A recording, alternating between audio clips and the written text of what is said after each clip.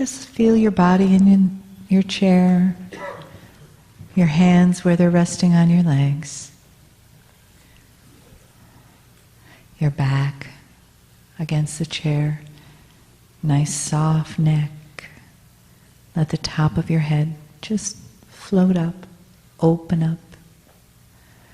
And notice if you feel any energy in the palms of your hands or really anywhere in your body. We've been together for almost 2 days now doing work about energy, feeling it, giving it, receiving it, exploring it. And I know that you feel differently than when you came here on Friday.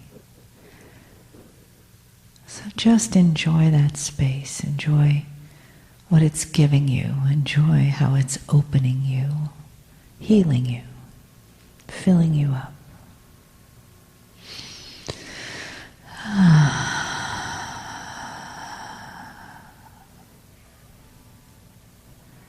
So you may, whenever you're ready, open your eyes or keep them closed, whatever feels right to you. Our first question tonight is, how, Kryon, do we maintain our balance in a world that seems crazy out there and chaotic, where we don't know what's going to happen next or where? We don't know where we're going to be, if we're going to have a job, what the economy's like. How do we find our own personal balance in that?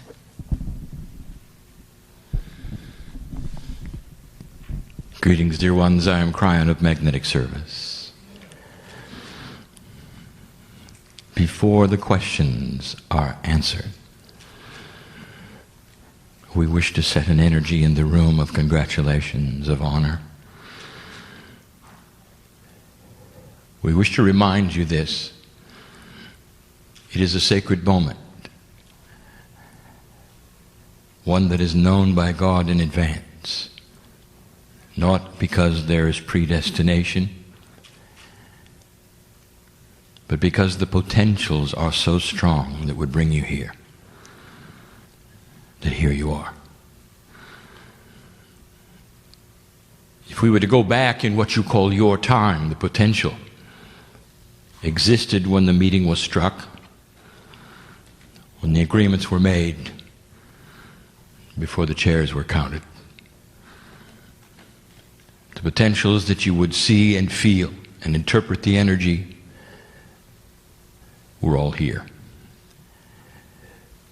And here you are this day sitting in the chair, whether you've been here for 2 days or you've just arrived. An appointment is at hand. And the answers to the questions are not the subject here. For we speak in what is called the third language. Yet again, we explain this as the catalyst language, the one that you sit in and soak up the love of God. And if you'll allow it, these moments will bring you closer to that which is and what is called the multidimensional self. For lurking, and we use the word lurk because it is not clear where it is to you, lurking in every single human being is that which vibrates very high. An extremely complex system, a plan, a benevolence, a love in every single one. Enhanced by the ancestors that you are and have been and are around. And now in this assemblage, also enhanced by the ones you've loved and lost who are here. So let us make it clear one more time. Who is here?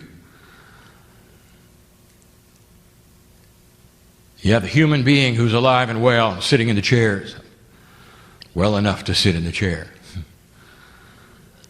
And you have the others. And oh, human being, you want to singularize them, you want to say who they are, you want to give them names, and I will tell you, it's an entourage and it's an assembly that that is bigger than you can imagine, who knows who you are, knows the reasons you came to sit. And during this time we call Q&A, it won't be for them. For you are opening your hearts and your minds for a little while, suspending reality for a moment in time. And they know that, so that perhaps they can whisper things to you while you are partially out of linearity. And perhaps you will even smell them, feel them touch you, and know that I am correct, that all things work together in a plan. Listen, there is no such thing as death. There is no sting in this. It is simply a recalibration. And when it occurs, and you return new, young, you return with full knowledge of all the spirituality that you've ever learned, dear ones. Should you choose to work with it, you can.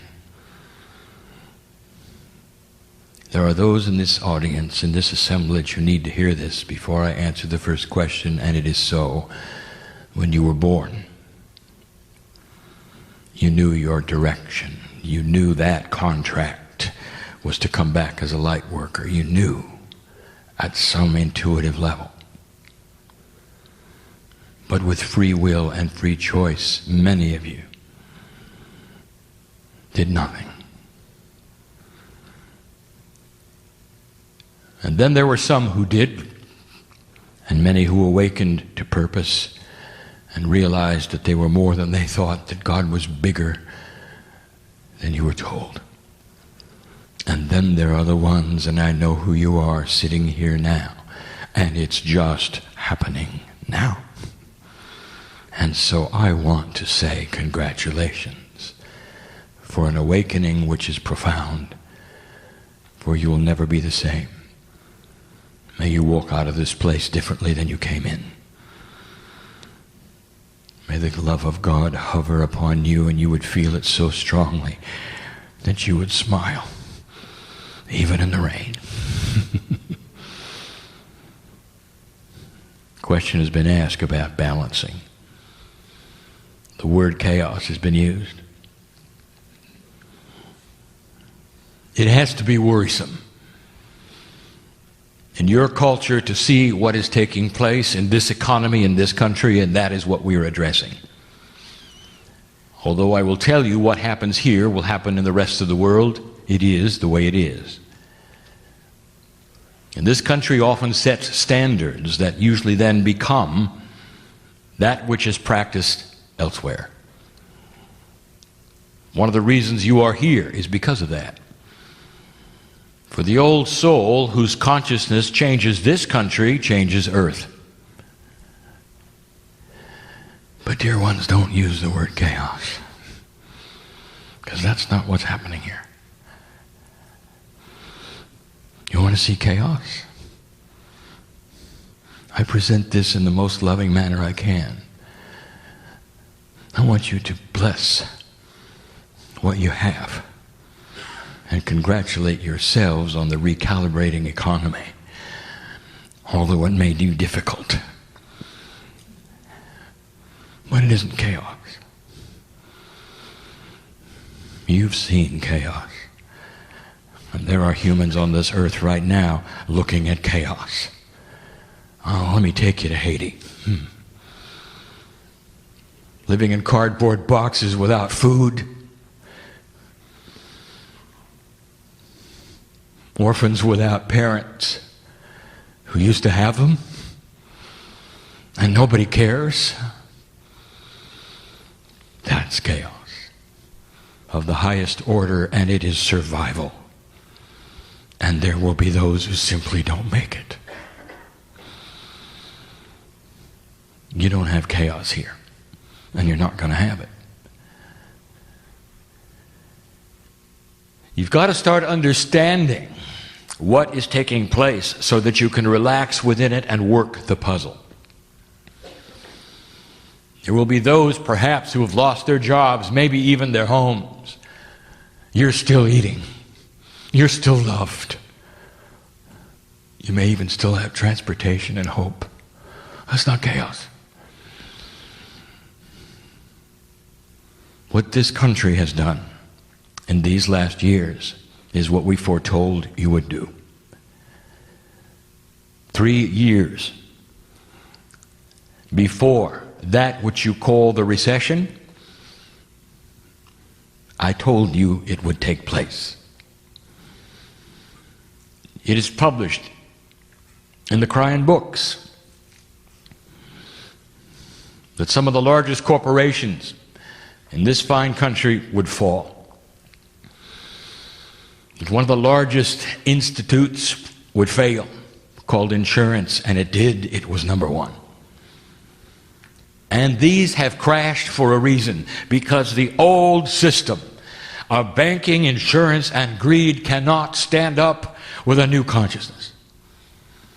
And in the process, the fine balance is to take them to that point, not where they will crash, but where they can still sustain the economy in a marginal way, so there isn't chaos, so there is food, and there is caring, and there is health care, while they rebuild. Give yourself another 3 years.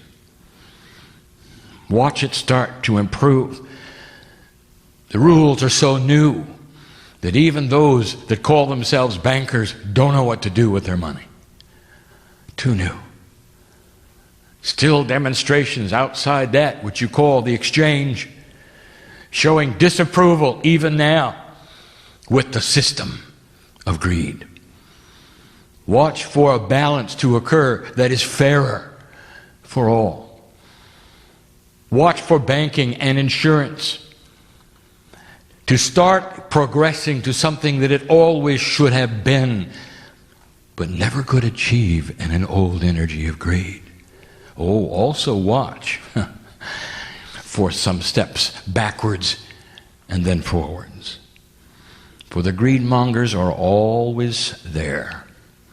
And they will try things to pull it backwards, to get their way. Only this you'll watch. For the first time, public outcry will create an almost instant reversal every single time they try, and that's a first. In the past, when they wanted to pass those kinds of rules so they would make more and take less from you and more from you as they deemed proper in their own minds, all they had to do was do it. And now they can't, because everyone is watching. And what did we tell you some years ago? There would come a time when everyone can talk to everybody, and there can be then no secrets. This is the key. It is the key for you in your endeavors to hold the light in this country.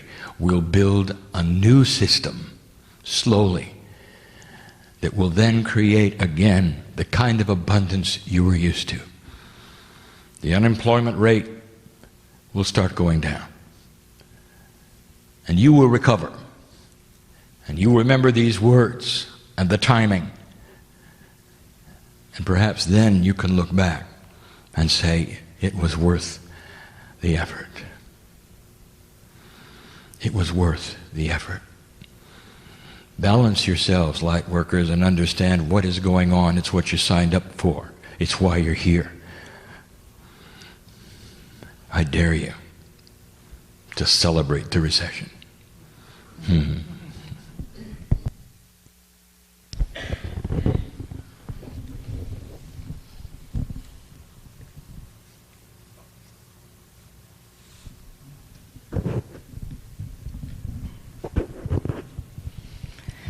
Thank you. So the second question is a couple of parts here. What, if any, are the physical symptoms of ascension? And am I not being spiritual if I go to the doctor? And at what point do I seek medical attention?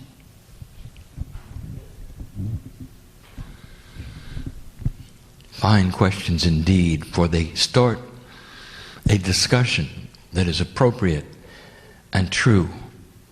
Knowledge that should be given to the light workers about these things have to do with a fine line you walk. Indeed, in your culture, in your society. Part 1. The question about the symptoms that are physical about ascension is easy. Look for joy. Look for joy.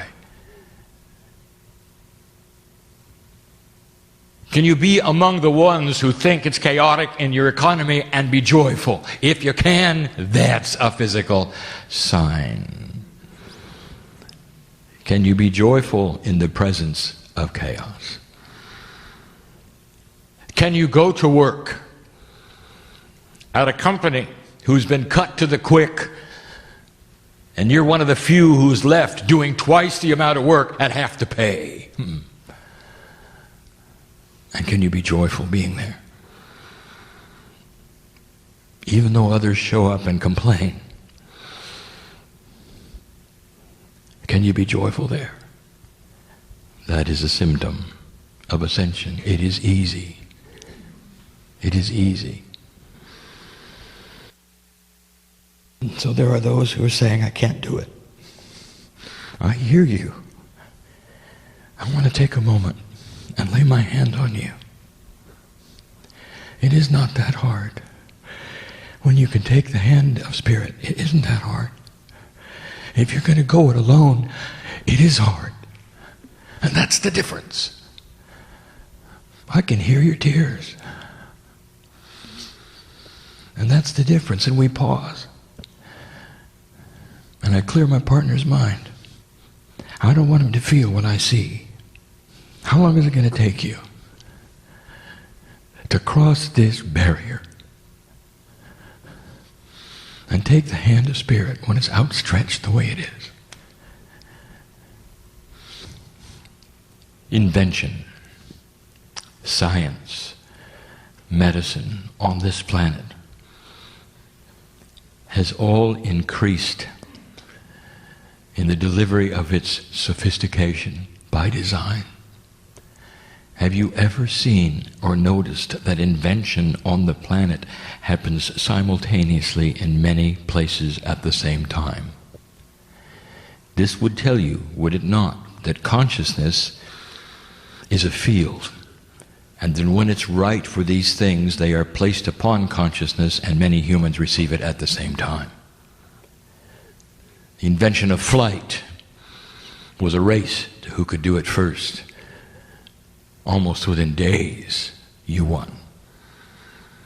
Invention of the radio, all given at the same time. Even today, disputed who did it first. And so we tell you that which your doctors have, the sophistication that they have, the instruments they have, all God-given. It's a combination of going to those who are medical doctors and that which you can do yourself. It's a combination. It always has been. It always will be. Always will be. Until that time when your DNA works at 100% and you can heal your body instantly. But at this juncture where you have DNA working at 30%, there is only so much you can do for yourself. You can start a process, and then you can have the doctor measure it.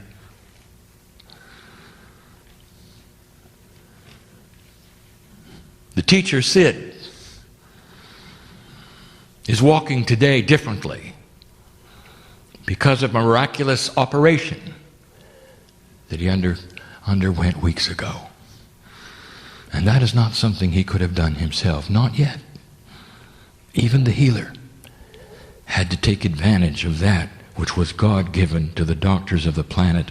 And he is alive today, walking today, will live longer today, and be a healer in a place that needs it. Do you understand what I'm saying? In all appropriateness, use the things that your intuition will tell you you need from that which you call the medical profession which is God-given. The knowledge, the instruments, the technology, all appropriate, all for you. It's a combination. There'll be some things that you can do for yourself that used to be that which you'd go to a doctor for. Innate is going to become a sharper instrument. That is to say, it will be able to do things now with you and for you, especially chemical balance in the body that can never be done before without the assistance of drugs. There'll come a time, and not too far, where light workers will be able to only take a fraction of the insulin for diabetes. It'll be almost like a tincture in homeopathy. They'll still be able and must have an injection, but it'll be extremely small compared to what they used to have in the insulin, giving a signal to the body in what to do instead of having the drug do it. This is what you're to look for. Certain kinds of medications that you're taking now, you might experiment in cutting them back very, very slowly and safely, measuring what is taking place, finding that you might not need as much because innate is starting to work better. DNA is starting to be more improved in the percentage of efficacy. You understand? This is the new energy. Don't do anything foolish, but push the envelope. The next question concerns the evolution of the human's consciousness and how it is in relationship to the rest of the universe as we evolve.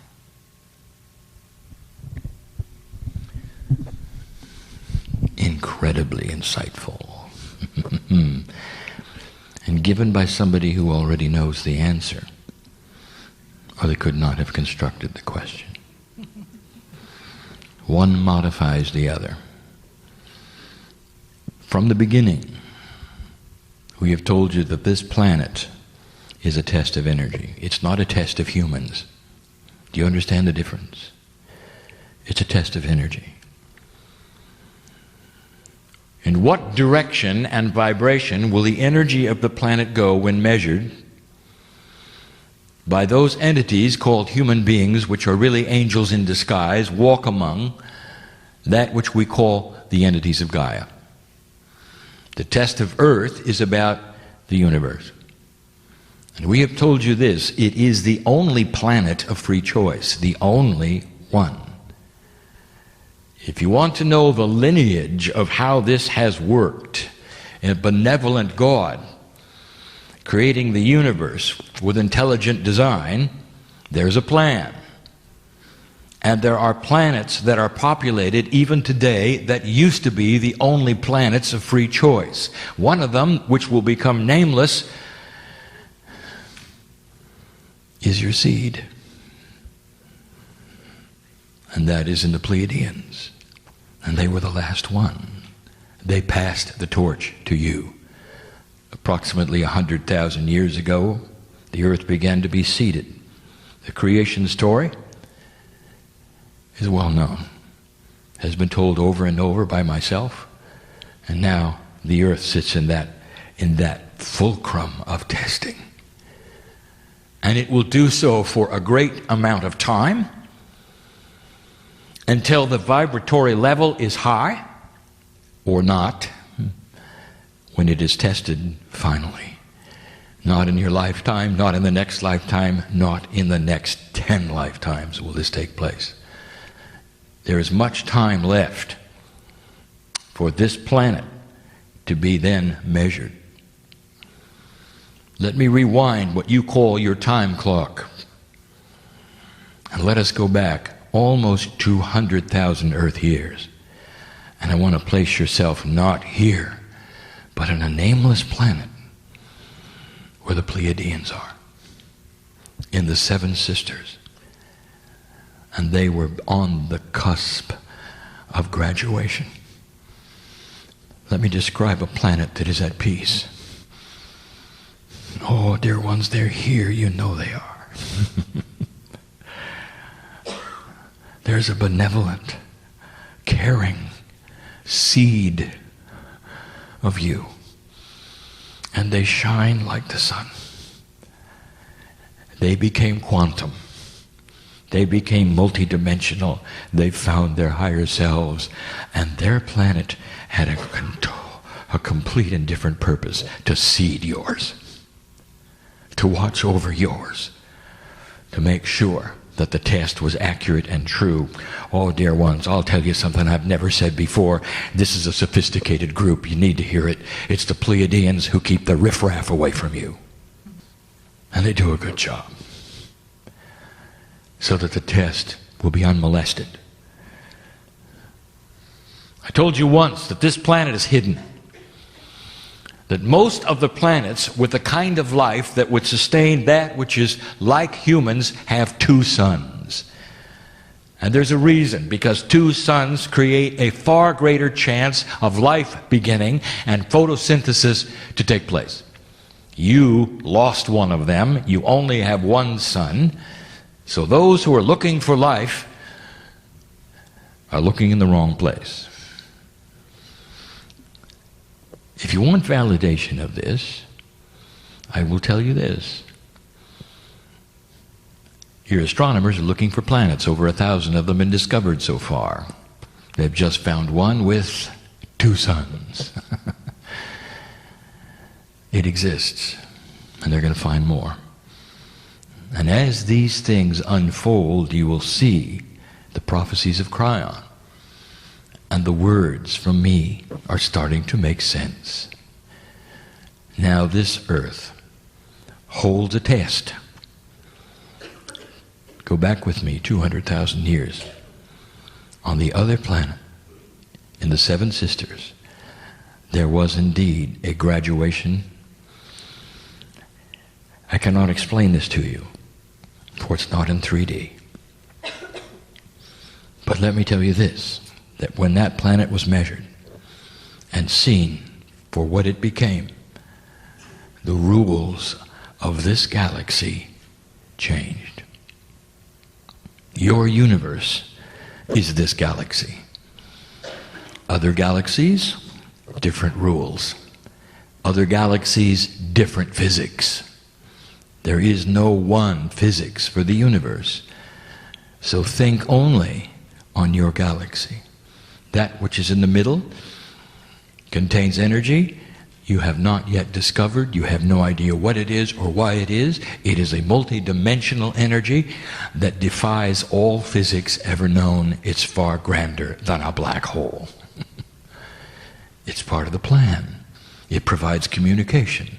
There's even spirituality there. The universe, made of these galaxies, all have tests going on. In this galaxy of yours, you are the only planet of free choice.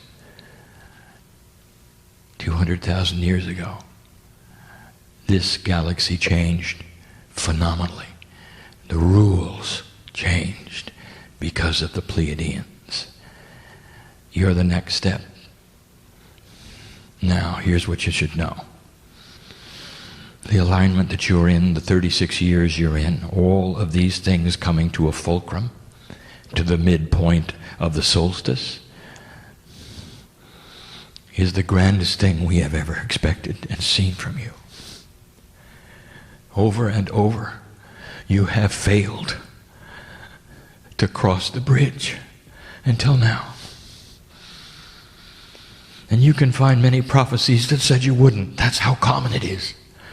You'll find more prophecies that said you wouldn't cross this bridge than those who said you would. And you're sitting right in the middle of the bridge and crossing it.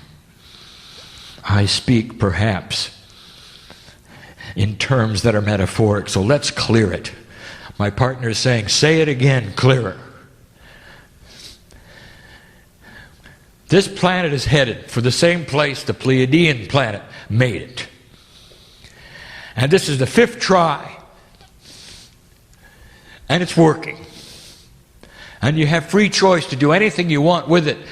But when the Soviet Union fell over, and when the other things that you see started to fail, that used to then promote that dark energy, including what you call the Illuminati, they're not here.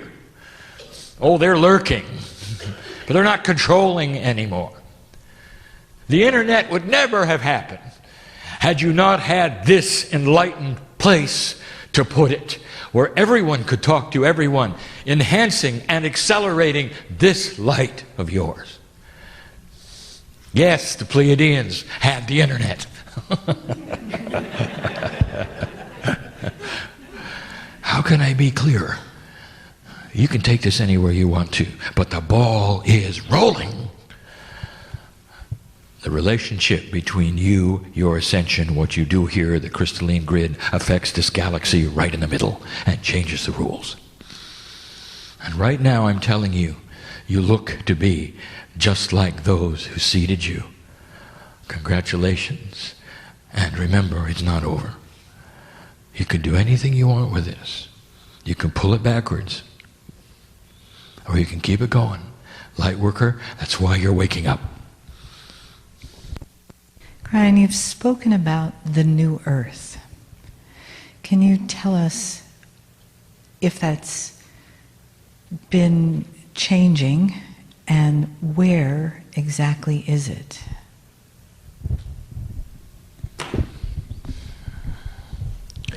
Question was just answered. You're sitting upon it.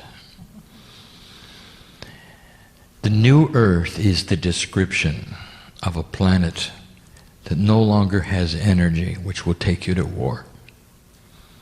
The new earth is a description of a planet who is ripe and ready for human beings to live a great deal longer than they live. Doing it on their own, through chemical balance, through DNA enhancement, through medical science, through supplements, through discovery. The new earth is an earth that looks so different from the one of 100 years ago that a visitor coming back 100 years later and arrives today will say, "What happened here?" You sit upon it. You're part of it. And the promise is great. Kryon, you've written books and spoken a lot about our indigo children. How can we, as parents and even those of us who are not parents, support children with ADD and ADHD diagnoses, and how can we honor them in the public school system that we have now? Let us be clear that Spirit did not identify them as indigo. A human did. For Spirit, these children are simply children of new consciousness. Now, my partner made a point earlier to say that there is no such thing as generalization of consciousness. And just as it is true that every single one of you is remarkably different from your lives, from what you believe, to the path you're leading, spiritual beliefs, and what you must do. Every child who enters this planet of new consciousness is at different levels of it. The ones who are the highest level, that is to say, the ones who are the most quantum, you have a name for. Autistic. They are savants. They have no linear barriers in their brain. They are ultimate uber conceptuals. And they have an incredibly difficult time with your linearity. The parents in here of an autistic child know that when you speak to them and they look at your voice, if they will even look in your eyes, they can't understand it. You can see their brain struggling to put the words in a row, to place them in their brains in a row. That's how you speak, that's the linearity you have, and they don't. And they struggle to linearize. You're going to discover how to work with the autistics eventually. And it's going to come with you becoming more conceptual and giving them burst information that they can understand. And it may take some technology that you have not seen. You go on down that scale of enlightened conceptual human beings that are being born now, and you have then what I would call the mode, the average. The children are coming in far, far less linear. And so that is to say, they want discipline, they want understanding, and they want teaching in conceptual ways. They have scoped the energy of the puzzle and have the answers ready before you open the door. They know what they know long before you tell them what they should. In school, they're bored. They're bored. You cannot give them pablum when they see so much more the whole meal. Learn how to teach these children conceptually. Number one, give them the meal first. Give them the payoff right away, and then find out what they want to know about it. It's backwards. You start by giving them the facts leading up to the payoff. If you're going to teach algebra, you have to start with math. You have to start with the principles. You have to start with this and that. Why not start with algebra and ask them what they don't understand? You see the point? Show them what's happened on the earth. Give them a synopsis of human history and ask them what they'd like to know about. There is a new way of teaching afoot. And it's exactly backwards than you think, and the children are going to rise to the occasion, and it will be a challenge. It will be exciting. It will be a puzzle. And you're going to have to work harder at it because each child is going to have a different path. There are schools operating in this way right now. Study them and see them and try to slowly implement these things where they're not being implemented. And now the obvious. Don't wring your hands and wonder what is going to become of these children. Let me tell you what's going to become of these children. They're going to be so disappointed in the way school works, they're going to become teachers and change it. You see? Look at their age. You got a 10-year-old who is struggling, not doing well, bored in school, having trouble, 10 years old. Look at the age. Now, how old is he in a decade? A simple decade. Old enough to be in that study group. Perhaps even to have graduated and be on the cusp of his degree to be a teacher. 10 years, that's all. It's happening sooner than you think. And then another 10, and they will be the principals, the administrators, what you call the bean counters. It will make a difference. It's on its way. So understand what I'm saying. Is the consciousness now is not going to stay now. And yes, you may have to have the old energy stay until it retires. And some of you know exactly who I'm talking about. And then the opening comes.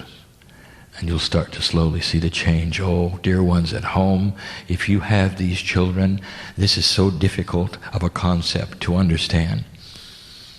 They know about your relationship at home more than you do. They know the energies, the difficulties, the puzzles. They're not like you used to be.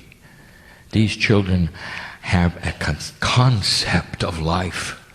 They have a concept of consciousness. My partner tells the story, and I will as well, that in an older energy, when parents fight, the children hide.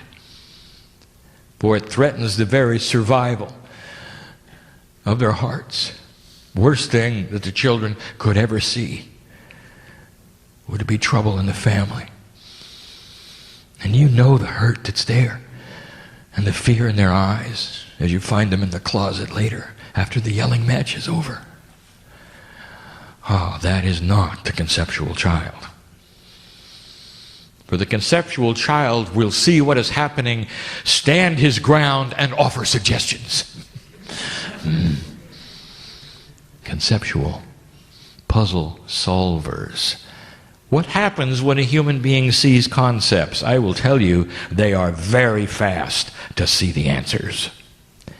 A linear human has to walk through the linearity of the puzzle, piece by piece by piece.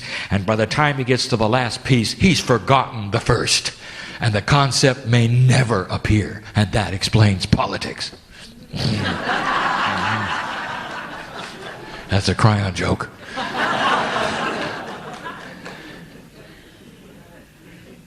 The children of new consciousness are also going to be your congresspeople. And you're going to see conceptual solutions to problems that have been hanging on the shelf, unsolvable for decades. But when the conceptuals arrive, they'll see it as a group. Bam. Problem solution. They work together. You'll still have a party system, you'll still have disagreements, all of the things you have now, but you'll have concepts you've never seen, and there'll be some of you who will slap your heads and say, why didn't we think of that before? And the reason is because you're looking at a different kind of thinking. It's more enlightened. Oh, not all of the children are enlightened, but most of them are conceptual. They have the same opportunities you do to find that which is their higher selves. They're not born spiritual any more than you are, but they're born conceptual. So that's what you can do. And the final one is this.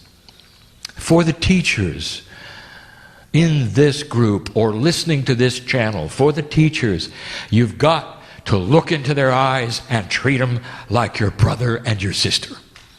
You can't look at them and understand and figure out how old they are and what they might know or not know. You got to look at them like a peer and explain the issue like a peer and ask them what they would do and what they need. Instead of a situation where they sit in front of you and you're the adult and they're not, and they're just going to do what they're told. That's not going to work. They know better. They pick it up right away. They will dishonor you if you do not honor them. And some of the parents have already figured that out. This question is about the consciousness of Gaia and human consciousness. And did that consciousness we call Gaia have a choice in incarnating as Earth instead of human? An intellectual question. So now I give you the lineage, and you will understand better. You think of Mother Earth as the grandmother. Naturally, in your bias as human beings, mothers give birth, mothers nurture, mothers give instructions. They cook meals, they take care of you, they are the authority. Gaia is not. Gaia laid null and void until the humans started building the crystalline grid. And as the humans built consciousness, they gave life to Gaia. Therefore, Gaia, and the entity that you would call that which is the mother, became Gaia through the efforts of you. That is why Gaia reacts to your consciousness. As my partner was saying earlier today, the scientists have seen it. It is why Gaia reacts to what you do. Gaia is there as a nurturer.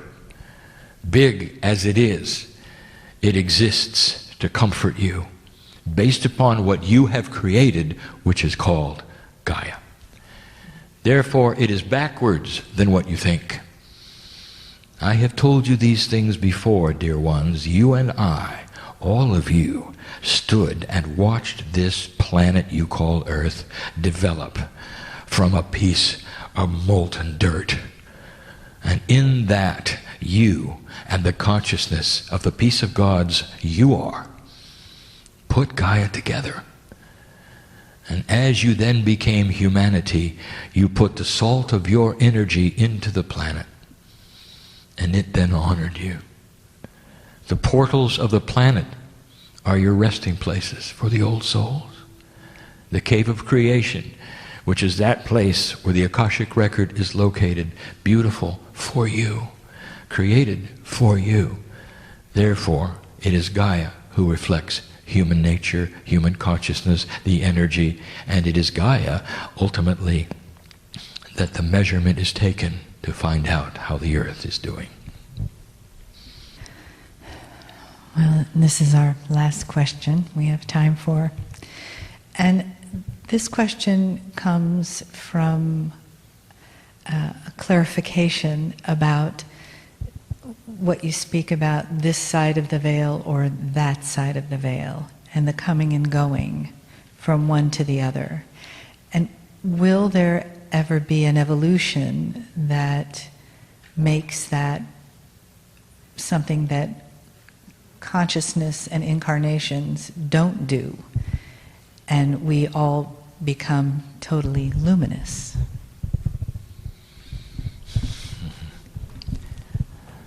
Let's ask a Pleiadian. And they're here. When they seeded the earth, you won't find any bodies. You know they stayed, don't you? They had to. And they committed what they would call their soul lifetime to your planet. But you're not going to find any bodies. Now why would that be? Ask an Aborigine about the ones who had the names which were not pronounceable. Ask the Aborigine about the 7 sisters, and he and she will tell you that they landed there, and they landed there. And they took up residence here, and you couldn't go there. No one could. It was too sacred. And how long ago was that? 30, 40,000 years? And this day, right this minute, they're guarding the same places and saying they're still there. They feel the energy. I'm giving you a roundabout answer to a very good question. The Pleiadians are in graduate status. They no longer incarnate because they don't die. The cold sore, that which is the core of the soul, is connected so strongly because they have quantumized all that they are, that they become the singular soul. Now my partner is saying, stop and start again. And I will. In the cave of creation right now there is crystalline, and that crystalline represents your soul. One soul, many lifetimes. You have to understand this. Like rings in a tree, you have one soul with many lifetimes. Right now your higher self is your best friend, and it has been your higher self every single incarnation. Therefore, if you want to touch the Akash, you better get in touch with the one who's been there every single time. That's you. It's the core. Now imagine a time where you become so integrated that you no longer need death. And instead, you come and go from one side of the veil to the other, just like you'd walk from one room to the other. You can hardly tell whether you're a creature of God or that of a planet. And at that point in time, the planet does not stop. It's hard to imagine such a place where it would seem to be half virtual and half in 3D, but that is what it is.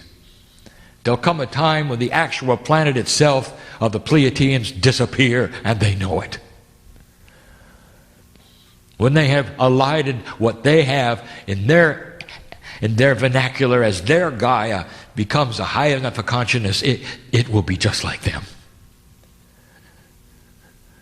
Yes, as you come to a place where you are able to touch your higher self, and this spreads to other humanity, and it's not in this generation or the next one or the next one or the next one. We are talking about a lot of years. You know that. And when it takes place, and it could, just like it did there will be no death. There's 2 places on the planet right now that are very, very Pleiadian.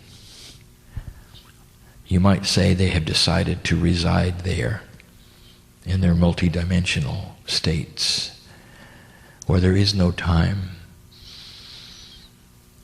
where they wait for you to do something. And now I present it to you. In the mountain called Shasta, they're there. Climb the mountain. You'll see them. Some of them will show themselves. They love you. You're a sister and a brother. The original teachers of Lemuria reside in the island of Kauai. And that is why that island has never been and never will be conquered by a king, by military, or government. It cannot be. For they live there. And they wait. They never died. They've been on this planet as long as the planet sustained enlightenment. 100,000 years. What are they waiting for? I'll tell you what they're waiting for. They're waiting for what you're doing right now. If you pass this 36-year timeline and plant the seeds that we think you're planting, that we see that you're planting very slowly, and sometimes what you think chaotically, you're going to cross that bridge that we said you were going to cross 22 years ago. And I promise you there'll come a day when you're going to meet them. And they're going to say to you, well done, sister. Well done, brother. And then and only then can they go home. And it won't be long past that you'll start to understand what it's like to ascend.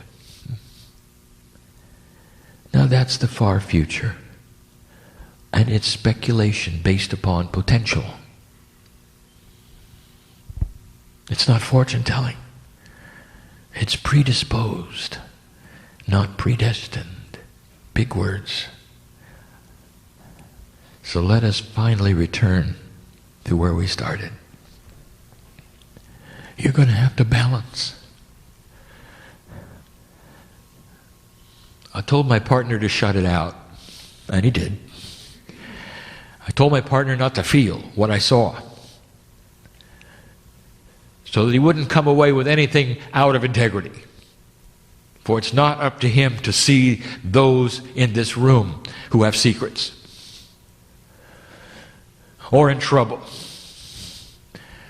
or in confusion. But I see it. And I don't want to let this group of precious old souls leave this room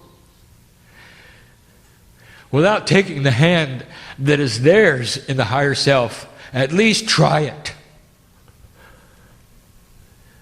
And leave different. It is so available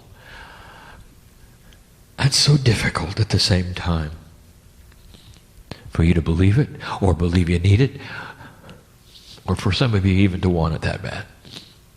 Fear of enlightenment is always there. Oh, shaman.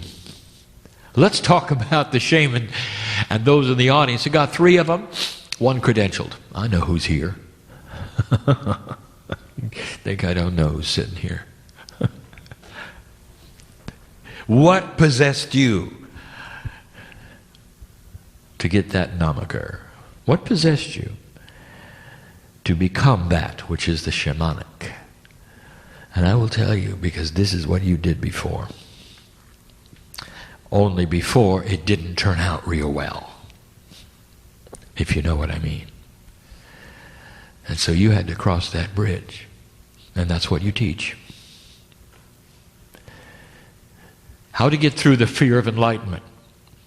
Because old souls have made mistakes in the past when they awakened. And those in the villages saw them as different, burned them as witches, whatever. And here you are again. Witch and warlock. Shaman, holy men, holy women. I've said it before. What is the attribute of a holy man in the tribe? Do you remember? You got to live outside the tribe because you're too strange. You are shunned, so you live alone. But you're the first one they come to for help, right? Now does that ring a bell? And here you sit yet again. I want you to cross that bridge. Don't fear it. It's back, but it's back in an energy that is so different. The Pleiadians are in the room. And they're comforting you. In a way, your soul group is their children. Ancestors that are Lemurian in this room. You knew them. You saw their faces. Think of that. Cross the bridge. Don't be afraid. And here's the promise that we give you. In this new energy, you will not be seen as odd, strange, and different. You will be seen as balanced. That's the difference. Isn't it time for this? Let it begin this night in every heart here. And so it is.